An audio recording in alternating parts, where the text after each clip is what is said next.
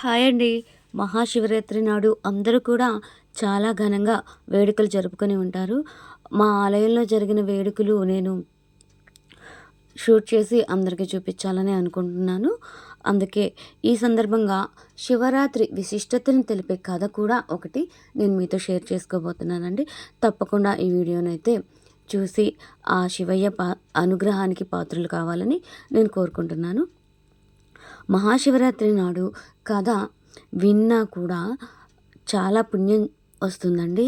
అలాగే జాగరణ చేస్తూ శివనామస్మరణ చేస్తూ ఆయన కథలు వింటే జన్మలో మనం చేసిన పాపాలన్నీ కూడా తుడిచిపెట్టుకుపోతాయి.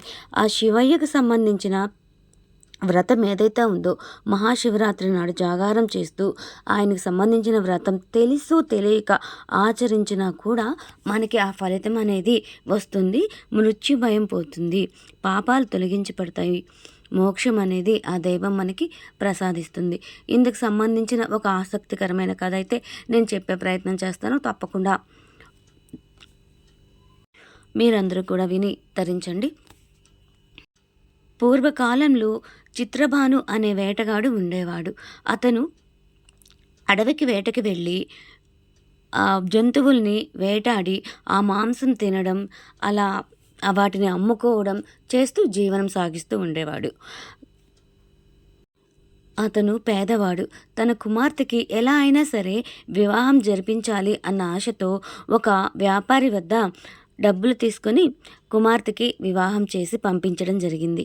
కానీ అప్పు ఎంతకీ తీర్చకపోవడంతో ఆ వ్యాపారి అతనిని అడిగి తీసుకుని వెళ్ళి చెరసాలలో బంధించడం జరిగింది. అతనిని బంధించిన రోజు మహాశివరాత్రి. ఆ రోజు పండితులు భక్తులకి శివనామ స్మరణ చేస్తూ ఆయన కథలు చెప్తూ ఉండగా అనుకోకుండా ఈ వేటగాడు చిత్రభాను అనే వేటగాడు కూడా వినడం జరిగింది. అప్పుడు ఆయనకి ఆ ఫలితం అనేది అయితే వచ్చేసిందనమాట. ఆ సాయంత్రం అయ్యాక వ్యాపారిని బతిమిలాడి, మీకు తప్పకుండా నేను ఆ అప్పు అయితే తీరుస్తాను, దయచేసి నన్ను బయటికి పంపించండి, అతి త్వరలో మీ బాకీ తీరుస్తాను అని చెప్పి బతిమిలాడిగా అప్పుడు ఆ వ్యాపారి దయతలిచి బయటికి పంపించడం జరిగింది. వెంటనే ఆ వేటగాడు అడవికి వెళ్ళి దాహం అనిపించడంతో ఒక చెరువు గట్టు దగ్గర ఆగి దాహం తీర్చుకొని పైకి చూడగా అక్కడ ఒక మారేడు చెట్టు కనిపించింది. అప్పుడు అతనికి అనిపించింది, నేను ఈ చెట్టు ఎక్కి కూర్చుంటే ఇక్కడికి ఏ జంతువులు వచ్చినా కూడా బాగా కనిపిస్తాయి కదా అనేసి అతను చెట్టు ఎక్కి కూర్చొని చూస్తూ ఉండగా అక్కడికి ఒక జింక రావడం జరిగింది. ఆ జింకని బాణం సంధించి చంపబోగా, ఆ వేటగాడ నన్ను వదిలివేయి, నేను నిండు గర్భిణిని, కాసేపట్లో ప్రసవించబోతున్నాను, నా బిడ్డని ప్రసవం జరిగాక తప్పకుండా నేనే వస్తాను అని చెప్పగా దయతలిచి వదిలేయడం జరిగింది. తర్వాత కాసేపటికి మరొక జింక రాగా దానిని కూడా వధించాలని చూశాడు వేటగాడు. ఆ జింక కూడా, నేను నా భర్తని వెతుకుతూ వచ్చాను, దయచేసి నన్ను కూడా వదిలే, త్వరలో వస్తాను, నీకు మాటిస్తున్నా అని చెప్పగా ఆ వేటగాడు దయతలిచి వదిలేయడం జరిగింది. తర్వాత మరొక జింక రాగా ఆ జింక కూడా ఇద్దరు పిల్లలతో ఆ జింక పిల్లలతో రావడం జరిగింది.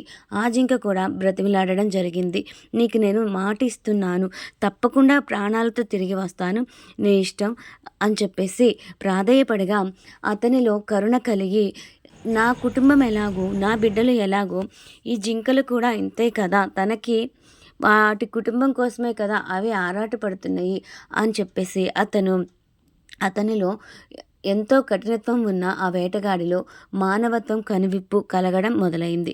ఇందుకు కారణం ఇంకొక కారణం కూడా ఉంది. అతను ఎక్కింది మారేడు చెట్టు మీద. తెలుసో తెలియకో కింద శివలింగం ఉంది. తెలుసో తెలియకో అతను ఆ శివలింగం మీద ఆకులు వేయడం జరుగుతోంది. కనుకనే అతనిలో ఆ కఠినత్వం పోయి కనువిప్పు కలిగి ఎదుటి వారికి సాయం చేద్దాం అనే గుణం అనేది కలుగుతుందనమాట.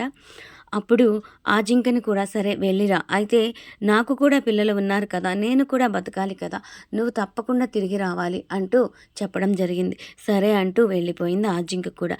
తర్వాత ఇంకొక జింక వచ్చి, ఓ వేటగాడా, ఇందాక వచ్చిన ఆ ముగ్గురు కూడా నా భార్యలే, నీవు వారిని వధించి ఉంటే నేను కూడా చనిపోయేవాడిని, నేను ప్రశాంతంగా ఉండగలిగేవాడినే కాదు, కనుక నాకు కూడా నువ్వు అనుమతి ఇస్తే నేను ఇంటి దగ్గర అన్నీ చక్కబెట్టుకొని వచ్చి నీకు బలి అవ్వడానికి సిద్ధంగా ఉన్నాను అని చెప్పగా అప్పుడు ఆ వేటగాడు సరే వెళ్ళిరా అని అనుమతి ప్రసాదించడం జరిగింది.